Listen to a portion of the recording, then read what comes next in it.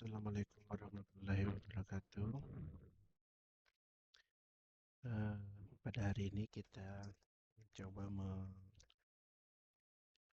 membahas ya terkait makanan bergizi gratis atau MBG, di mana kasus keracunan ini terjadi dari hampir menyeluruh ya di setiap wilayah Indonesia, dan ada beberapa tempat yang sangat banyak ya kasus keracunan MBG ini. Eh, Sebelum kita lanjut, kita kembali dulu mengapresiasi bahwa program makan bergizi gratis atau MBG adalah salah satu program unggulan dari pemerintah, dalam hal ini Presiden Prabowo Subianto. Eh, Program ini memang digagas dengan tujuan utama untuk meningkatkan kualitas sumber daya manusia, terutama eh, yang dari beli sejak anak-anak ya. Bahkan salah satu program utamanya itu sejak dari ibu hamil. Tujuan dari MBG ini adalah untuk perbaikan gizi ya anak-anak di usia sekolah, ibu hamil, dan ibu menyusui. Ada beberapa tujuan utama ya dari program MBG ini. Yang pertama sebenarnya memang masalah gizi ya. Gizi Gizi bermasalah, dampaknya adalah stunting. Program MBG bertujuan untuk mengurangi angka stunting itu sendiri. Apa itu stunting? Yaitu kondisi gagal tumbuh ya akibat kekurangan gizi kronis dan malnutrisi pada anak. Gagal tumbuh ini dampaknya kemana-mana, ke jasmaninya, bahkan ke rohaninya juga itu bisa berdampak. Dan malnutrisi ini dampaknya ke tiga kecerdasan utama juga manusia itu sangat berpengaruh, terutama intelektualitas ya. Kemudian yang kedua adalah memastikan kecukupan gizi harian. Bagi para penerima manfaat, ini MBG itu sudah distandarisasi ya sesuai dengan AKG, angka kecukupan gizi. Jadi salah satu cita-cita mulia dari pemerintah sebenarnya ini sudah kita harus mengapresiasi ya. Yang kedua adalah cita-cita untuk membangun generasi emas di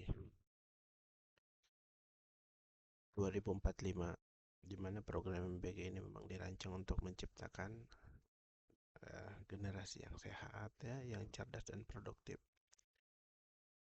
Sehat, cerdas dan produktif ini itu bagian dari persiapan bela negara. Karena kalau generasi ke depan kemudian tiga item ini tidak tercapai, otomatis negara kita akan rapuh ya. Dengan memberikan makanan bergizi, tujuannya ini diharapkan agar anak-anak itu bisa memiliki konsentrasi yang lebih baik ketika belajar ya. Dampaknya bisa diharapkan ya akan meningkatkan prestasi akademik dan kualitas pendidikan secara keseluruhan ya. Jadi ini adalah hipotesa ya yang dibangun pemerintah, bahwa penurunan IQ misalnya, penurunan kualitas belajar ini berdampak dari kurangnya eh, minimal ya kekurangan makanan gitu ya. Ada beberapa, karena ada banyak ya, bukan ada beberapa, ada banyak masyarakat Indonesia yang berada di bawah garis kemiskinan gitu. Untuk menyediakan sarapan yang berkualitas bagi anak mereka itu sangat sulit, sehingga ya salah satu program pemerintah ini turut untuk menutupi kekurangan itu. Kemudian yang ketiga adalah menggerakkan ekonomi lokal. program MBG juga punya tujuan ya dalam hal dimensi ekonomi. Ini tujuan utamanya. Yang ketiga, dalam pelaksanaannya memang pemerintah itu menggandeng usaha mikro, ya usaha kecil dan menengah atau sering disebut dengan UMKM, bahkan petani ya dan peternak lokal sebagai mitra penyedia bahan baku dan pengolah makanan. Ya ini dalam hal ekonominya saya sulit untuk berkomentar karena tidak terlibat. Seperti apa sih sebenarnya sirkular yang terjadi? Nah, apa tujuan dari menggerakkan ekonomi lokal ini? Diharapkan dengan MBG ini bisa memberdayakan ekonomi di tingkat desa dan daerah. Nah, ini kita coba kaji masih sejalan nggak sih memberdayakan ekonomi di tingkat desa dan daerah. Karena kenyataannya ini bukan ada di level desa ya. Kemudian yang kedua menciptakan siklus ekonomi lokal yang berkelanjutan di mana uang yang beredar dari program ini langsung menguntungkan masyarakat setempat. Nah ini harus dua item ini yang harus ditelusuri benar nggak sih sebenarnya, jangan sampai dikuasai oleh sekelompok orang. Mungkin ininya harus dikoreksi. Nanti saya hubungkan dengan tahun 90-an ya, di bawah 2000, karena saya sendiri juga pernah mendapatkan program seperti ini di masa pemerintahan Presiden Soeharto.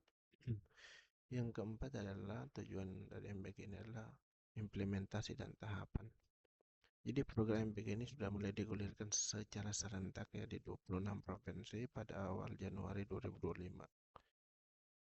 Tahapan pelaksanaannya ada penyaluran makanan, kemudian pengawasan dan edukasi gizi.